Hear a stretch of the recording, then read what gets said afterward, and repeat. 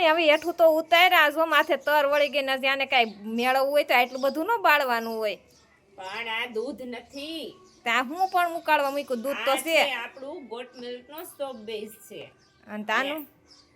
હવે આપણે આમાંથી બનાવવાના છે ગાયના દૂધના સાબુ જો આ છે આપણું ઓરિજિનલ ગાયનું દૂધ એ આપણે આમાં નાખશું અને ત્યારબાદ બનાવશું આપણે ગાયના દૂધના સાબુ અને ઘણા બધા કહેતા હોય તમે આમાં દૂધ નાખો તો ફાટી ન જાય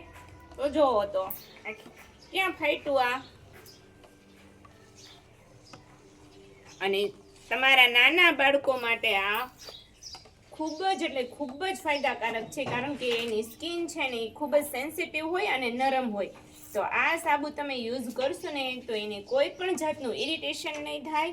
અને એની સ્કિન એકદમ મુલાયમ રહે અને આપણે કાયમિક વાપરી શકીએ નાના બાળક માટે નાના બાળકો તમે દરરોજ વાપરી શકે આ